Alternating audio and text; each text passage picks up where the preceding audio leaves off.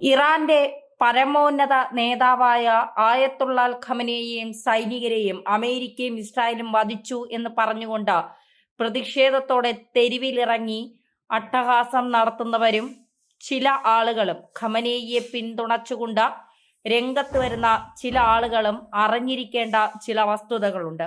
യഥാർത്ഥത്തിൽ ഇറാനിൽ എന്താണ് ഖമനേയി നടപ്പിലാക്കിക്കൊണ്ടിരുന്നത്, ഇറാനിൽ എന്താണ് സംഭവിച്ചിരുന്നത്, അവിടുത്തെ സ്ത്രീകൾക്ക് അവിടുത്തെ ഭരണകൂടം നൽകിയ ഫത്വകൾ എന്തൊക്കെയാണ് എന്നുള്ളത് അറിഞ്ഞിരിക്കേണ്ടത് ചിലർക്ക് ആവശ്യമായി വരും. അതായത് 1989 ഖമനേയിയുടെ മരണാന്തരം ഖമനേയി പൗരോഹിത്യ സമിതിയായ അസംബ്ലി ഓഫ് എക്സ്പെർട്സ് ഖമനേയിയെ പരമോന്നത നേതാവായി തിരഞ്ഞെടുക്കുന്നു. പിന്നീടുള്ള വർഷങ്ങൾ കണ്ടത് ഇറാന്റെ ഭരണം കൈപ്പിടിയിലാക്കുന്ന ഖമനേയിയായിരുന്നു. ഭരണസ്ഥാപനങ്ങളിൽ വിശ്വസ്തരെ നിറച്ച് വിലായത്തെ ഫക്കീം അഥവാ പൗരോഹിത്യ ഭരണം എന്ന സവിശേഷ സംവിധാനം കൊണ്ടുവന്നു. രാഷ്ട്രീയ അടിച്ചമർത്തലുകളും എതിരാളികളുടെ അറസ്റ്റുമുണ്ടായി. ഈ കാലഘട്ടത്തിൽ ഖമനേയി നടപ്പിലാക്കിയത് വളരെ ക്രൂരമായ ഭരണം തന്നെയായിരുന്നു. സ്ത്രീയുടെ ഒരു മുടി ഇഴ പോലും പുറത്തു കണ്ടാൽ അവർക്ക് വിധിച്ചത് വളരെ ക്രൂരമായ മരണം. 13 വയസ്സിൽ വിവാഹം, അബോർഷൻ പാടില്ല തുടങ്ങി സ്ത്രീകളെ മനുഷ്യജീവികളായി പോലും കാണാത്ത നിയമങ്ങൾ. അവയിൽ ചില ഫത്വകൾ ഇങ്ങനെയാണ്. 1980കളിൽ ഇറാന്റെ ജയിലുകളിൽ വധശിക്ഷയ്ക്ക് വിധിക്കപ്പെട്ട കന്യകമാരായ പെൺകുട്ടികളെ ശിക്ഷ നടപ്പാക്കുന്നതിന് തലേ ദിവസം വിചിത്രമായ ഒരു ആചാരമുണ്ടായിരുന്നു. അവരെ കാവൽക്കാർ നിർബന്ധിതമായി വിവാഹം കഴിക്കും. അതിനുശേഷം ബലാത്സംഗത്തിന് ഇരയാക്കുകയും ചെയ്യും. മുൻ ജയിൽ ഉദ്യോഗസ്ഥരുടെ വെളിപ്പെടുത്തലുകൾ ഇക്കാര്യം സ്ഥിരീകരിക്കുന്നുണ്ട്. ഐക്യരാഷ്ട്രസഭയിൽ വരെ വിഷയം ചർച്ചയായിട്ടുള്ളതാണ്. ഈ ക്രൂരകൃത്യത്തിന് കാരണം ഒരു വിശ്വാസമായിരുന്നു. കന്യകമാരായി മരിക്കുന്നവർ നേരിട്ട് സ്വർഗത്തിൽ ചെല്ലുമത്രേ. അങ്ങനെ ഒരു വിശ്വാസം അക്കാലത്ത് ചില മതമൗലികവാദികൾക്കിടയിൽ ഉണ്ടായിരുന്നു. വധിക്കപ്പെടുന്നത് ദൈവത്തിന്റെ ശത്രുക്കളായതിനാൽ അവർ അങ്ങനെ സ്വർഗത്തിൽ പോകാൻ പാടില്ല എന്ന ദുർവ്യാഖ്യാനത്തിന്റെ അടിസ്ഥാനത്തിലാണ് ഈ ക്രൂരത നടന്നതെന്ന് വിവിധ മനുഷ്യാവകാശ സംഘടനകൾ റിപ്പോർട്ട് ചെയ്യുന്നു. പല കേസുകളിലും പെൺകുട്ടിയെ വധിച്ച ശേഷം ജയിൽ അധികൃതർ പെൺകുട്ടിയുടെ വീട്ടിൽ പോയി അവർ ജയിൽ കാവൽക്കാരനെ വിവാഹം കഴിച്ചു എന്ന് അവകാശപ്പെടുകയും വിവാഹ സമ്മാനമായി ഒരു പെട്ടി മധുര പലഹാരമോ ചെറിയ തുകയോ നൽകുകയും ചെയ്തിരുന്നതായും റിപ്പോർട്ടുകൾ സൂചിപ്പിക്കുന്നു. ഇത്രയും ക്രൂരമായ ഒരു നടപടി ലോകത്ത് മറ്റെവിടെയും കാണില്ല. ഇപ്പോൾ അന്തരിച്ച ഇറാന്റെ പരമോന്നത നേതാവ് ആയത്തുള്ള ഖമനേയി, മുൻപ് പരമോന്നത നേതാവായിരുന്ന ആയത്തുള്ള ഖുമനേയി അദ്ദേഹമാണ് ഇതൊരു ഫത്വയായി നടപ്പിലാക്കിയിരുന്നത്. ഇതിന്റെ അടിസ്ഥാനത്തിലാണത്രേ സൈന്യം ഈ ക്രൂരത കാട്ടുന്നത്. 1989 ഫെബ്രുവരിയിലാണ് ഇറാന്റെ അന്നത്തെ പരമോന്നത നേതാവായിരുന്ന ആയത്തുള്ള ഖുമനേയി ദ സാത്താനിക് വേഴ്സ് എന്ന പുസ്തകം ഇസ്ലാം വിരുദ്ധമാണെന്ന് ആരോപിച്ച എഴുത്തുകാരൻ സൽമാൻ റുഷ്ദിയെ കൊല്ലാൻ ഫത്വ നൽകിയത്. ഇതിന്റെ പേരിൽ വർഷങ്ങളോളം ഒഴിവിൽ കഴിഞ്ഞ റുഷ്ദി 2022 ഓഗസ്റ്റ് 12 അതിക്രൂരമായി ആക്രമിക്കപ്പെട്ടു. ഒരു കണ്ണിന്റെ കാഴ്ച നഷ്ടപ്പെട്ടു. അതാണ് ഫത്വയുടെ കരുത്ത്. എത്ര കാലം കഴിഞ്ഞാലും അത് നടപ്പാക്കാൻ ആളുണ്ടാകും. ഖുമനേയി മരിച്ച ഖമനേയി പരമോന്നത നേതാവായപ്പോൾ പിടിച്ചതിലും വലുത് മാളത്തിൽ എന്ന അവസ്ഥയാണ് പിന്നീട് കണ്ടത്. ഖുർആൻ ഓതിയും തഫസീറുകൾ വ്യാഖ്യാനിച്ചും ജീവിതം ചെലവിടുന്ന ഒരു സാധാരണ മൗലവിയായി ഒതുങ്ങാൻ ഖമനേയി തയ്യാറായിരുന്നില്ല. ഇംഗ്ലീഷിലും പേർഷ്യയിലും അറബിയിലും എല്ലാം പഠിച്ചതുപോലെ തന്നെ യുദ്ധതന്ത്രങ്ങളിലും സൈനിക രീതികളിലും ഖമനേയി പഠിച്ചു. തോക്കെടുത്ത പുരോഹിതൻ എന്നാണ് അയാൾ ഒരു കാലത്ത് അറിയപ്പെട്ടിരുന്നത്.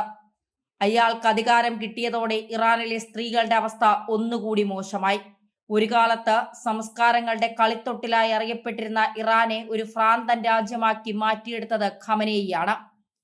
ഖമനേയുടെ രക്തസാക്ഷിത്വത്തിൽ വിലപിക്കുന്ന കേരളത്തിൽ അടക്കമുള്ളവർ അറിയണം എന്താണ് ഖമനേയി ഇറാനിലെ സ്ത്രീകളോട് ചെയ്തതെന്ന്. 85 വയസ്സിലും ലോകത്തെ വിറപ്പിച്ച ഈ കടൽ കിഴവന്റെ കുപ്രസിദ്ധമായ ഫത്തുകളിലൂടെ ഒന്ന് കടന്നുപോയാൽ കാര്യം പിടികിട്ടും. ഖമേനിയുടെ ഏറ്റവും പ്രധാന സ്ത്രീവിരുദ്ധ നിലപാടുകളിൽ ഒന്നാണ് നിർബന്ധിത ഹിജാബ്. നിയമം പൊതുസ്ഥലങ്ങളിൽ സ്ത്രീകൾ ഹിജാബ് ധരിക്കണം. ഈ നിയമം കർശനമായി നടപ്പിലാക്കി. ഇത് ലംഘിക്കുന്നവരെ ശിക്ഷിക്കാൻ ടമോറാലിറ്റി പോലീസ് എന്ന വിഭാഗത്തിന് വിപുലമായ അധികാരം നൽകി. ഹിജാബ് ധരിക്കുന്നത് സ്ത്രീകൾക്ക് പ്രതിരോധ ശേഷി നൽകുന്നു എന്ന് വരെ ഖമനേയി പറഞ്ഞു വെച്ചിരുന്നു.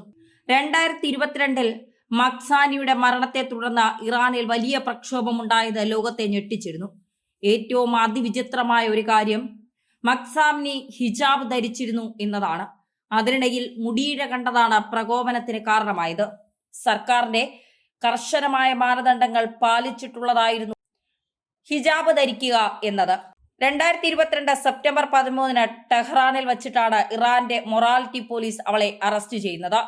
ശിരോവസ്ത്രം ശരിയായ രീതിയിലല്ല ധരിച്ചതെന്നും അതിലൂടെ മുടി പുറത്തു കാണുന്നുണ്ടെന്നുമായിരുന്നു അവർ ഉന്നയിച്ച ആരോപണം. ഒരു മുടി പോലും പുറത്തു കാണരുത് എന്നാണ് ഖമനേയിയുടെ ഫത്വ. ഹിജാബ് നിയമങ്ങൾ പഠിപ്പിക്കുന്നതിനുള്ള റീ എഡ്യൂക്കേഷൻ ക്ലാസുകളിലേക്ക് കൊണ്ടുപോകുന്നു എന്ന് പറഞ്ഞാണ് അവളെ പോലീസ് വാനിൽ കയറ്റിയത്. വാനിനുള്ളിൽ വെച്ച പോലീസ് ഉദ്യോഗസ്ഥർ അവളെ ക്രൂരമായി മർദ്ദിച്ചുവെന്ന് ദൃക്സാക്ഷികൾ ആരോപിക്കുന്നു. തുടർന്നായിരുന്നു അവളുടെ മരണം. ഇത് ഇറാനിൽ ഉടനീളം വൻ പ്രതിഷേധങ്ങൾക്കും വുമൺ ലൈഫ് ഫ്രീഡം എന്നീ മുന്നേറ്റത്തിനും തുടക്കമിട്ടു. പക്ഷേ ഖമനേയി അത് ക്രൂരമായാണ് അതിനെ അടിച്ചമർത്തിയത്. നൂറുകണക്കിന് സ്ത്രീകളെ പട്ടാളം വെടിവെച്ചു കൊന്നു. അതിനുശേഷം 2026 വിലക്കയറ്റത്തിനെതിരെ ഉണ്ടായ പ്രക്ഷോഭത്തെയും ഖമനേയി ക്രൂരമായാണ് അടിച്ചമർത്തിയത്. 1.5 മാസത്തിനുള്ളിൽ 1,00,000-ഓളം പേർ കൊല്ലപ്പെട്ടതായിട്ടാണ് റിപ്പോർട്ട്. അറിയപ്പെടാത്തത് എത്രയോ എണ്ണം. വളരെയേറെ ശവങ്ങൾ കൂനകൂട്ടി സംസ്കരിച്ചതായും റിപ്പോർട്ടുകൾ പുറത്തു വന്നിരുന്നു. എന്നാൽ പല സംഘടനകളും പറയുന്നത് 90,000-ഓളം പേർ അവിടെ ഒരു മാസത്തിനുള്ളിൽ മരിച്ചു വീണു എന്നാണ്. ഖമനയുടെ ചിത്രം കത്തിച്ച് സിഗരറ്റ് വലിച്ച സ്ത്രീകളെല്ലാം കൊല്ലപ്പെട്ടു കഴിഞ്ഞു എന്നോ തടവിലാക്കി വിരലുകൾ വെട്ടിയെന്നോ ആണ് റിപ്പോർട്ടുകൾ പറയുന്നത്.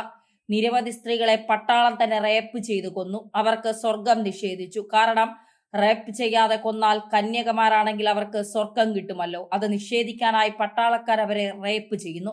ഖമനയുടെ ഏറ്റവും വിവാദ ഫത്വകളിൽ ഒന്നാണ് സ്ത്രീകൾ പൊതുസ്ഥലത്ത് സൈക്കിൾ ചവിട്ടാൻ പാടില്ല എന്നത്. 2016 സെപ്റ്റംബറിലാണ് ഈ ഫത്വ പുറപ്പെടുവിച്ചത്. സ്ത്രീകൾ പൊതുസ്ഥലത്തോ അപരിചിതരുടെ മുന്നിലോ സൈക്കിൾ ചവിട്ടുന്നത് പുരുഷന്മാരുടെ ശ്രദ്ധ ആകർഷിക്കുമത്രേ. ഇത് സമൂഹത്തിൽ അഴിമതിക്കും അധർമ്മത്തിനും കാരണമാകുമെന്ന വിചിത്രമായ ഫത്വയും ഖമനേയി നിരീക്ഷിച്ചുണ്ടാക്കി. സ്ത്രീകളുടെ മാന്യതയ്ക്കും അന്തസ്സിനും വിരുദ്ധമാണ് ഈ പ്രവൃത്തിയെന്നും അതിനാൽ ഇത് ഉപേക്ഷിക്കേണ്ടതാണ് എന്നും ഫത്വയിൽ എടുത്തു പറയുന്നുണ്ട്.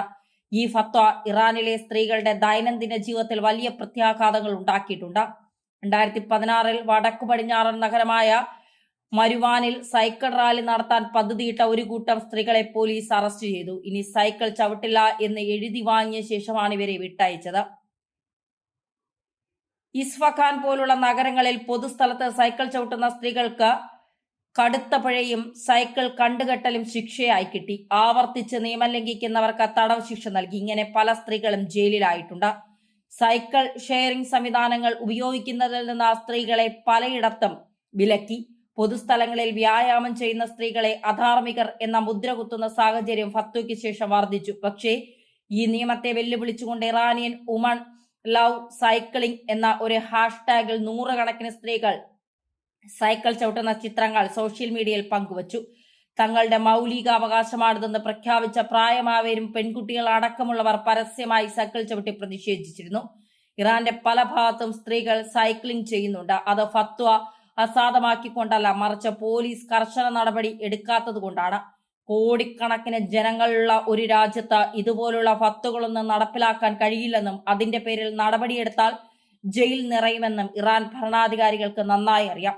ആദ്യകാലത്ത് സ്ത്രീകൾ പൊതുസ്ഥലങ്ങളിൽ പുരുഷന്മാരുടെ സാന്നിധ്യത്തിൽ സൈക്കിൾ ചവിട്ടുന്നതിന് പൂർണ്ണ നിരോധനമായിരുന്നു. പക്ഷേ പിന്നീട് അത് ഹിജാബ് കൃത്യമായി പാലിച്ചുകൊണ്ടും പുരുഷന്മാരുടെ ശ്രദ്ധ ആകർഷിക്കാത്ത രീതിയിലും സൈക്കിൾ ഉപയോഗിക്കാം എന്ന രീതിയിലേക്ക് മാറി.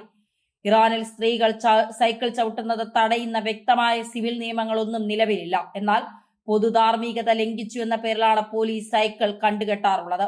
ഈ ഫത്വ നിലനിൽക്കുമ്പോഴും ഇറാൻ ഔദ്യോഗികമായ ഒരു വനിതാ സൈക്ലിംഗ് ടീം ഉണ്ട് എന്നത് അതിലേറെ രസകരം. ഏഷ്യൻ ഗെയിംസിലും മറ്റ് അന്താരാഷ്ട്ര ടൂർണമെന്റുകളിലും ഇറാനിയൻ വനിതകൾ സൈക്ലിംഗിൽ പങ്കെടുക്കുന്നുണ്ട്. 2023 ചൈനയിലെ ഹാങ്ഷോവിൽ നടന്ന ഏഷ്യൻ ഗെയിംസിൽ ഫരാനക് പാർത്തോസർ മൗണ്ടൻ ബൈക്കിംഗിൽ വെങ്കലം നേടിയിട്ടുണ്ട്. കുറഞ്ഞ പ്രായത്തിൽ വിവാഹം കഴിക്കാനുള്ള പഴുതുകളിലും ഇറാനിലെ നിയമത്തിലുണ്ട്. നേരത്തെയുള്ള വിവാഹം പ്രോത്സാഹിപ്പിക്കുന്നതിലൂടെ പാശ്ചാത്യ ജീവിത രീതിക്ക് പകരം ഇസ്ലാമിക ഇറാനിയൻ ജീവിത രീതി വളർത്തുമെന്നാണ് ഖമനേയി പറഞ്ഞത്.